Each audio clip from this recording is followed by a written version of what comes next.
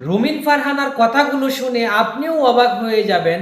ভিডিওটা সম্পূর্ণ শুনেন, তারপর বলছি বিএনপিকে কি বলেছেন। আমি আরো ধন্যবাদ জানাই বিএনপিকে আমাকে মনোনয়ন না দেবার জন্য।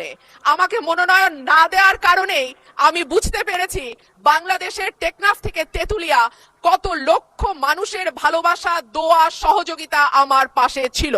একটা দলীয় গণ্ডির মধ্যে থেকে নির্বাচন করলে এটা বুঝবার সৌভাগ্য আমার হতো না। দক্ষিণ এশিয়ার দেশগুলোর দিকে তাকালে দেখা যায় কেন্দ্রীয় ব্যাংকে প্রিন্সটন বা ক্যালিফোর্নিয়া থেকে পিএইচডি করা উচ্চ ডিগ্রিধারী মানুষজন, অভিজ্ঞতা সম্পন্ন লোকজন নিয়োগ পেয়েছেন। অন্যদিকে বাংলাদেশে নতুন সরকার গঠনের পর যিনি নিয়োগ পেয়েছেন তিনি হলেন বিএনপির নির্বাচন পরিচালনা কমিটির সদস্য এবং একজন সোয়েটার ফ্যাক্টরির এমডি। মাননীয় স্পিকার, একই ঘটনা আমরা বিশ্ববিদ্যালয়ের উপাচার্য নিয়োগের ক্ষেত্রেও দেখেছি। সবগুলো বিশ্ববিদ্যালয়ে দলীয় ভিসি, প্রভিসি নিয়োগ দেওয়া হয়েছে। দল রুমিন করা ফারহানার দূষণীয় কিছু কথাগুলো নয়, কিন্তু দল না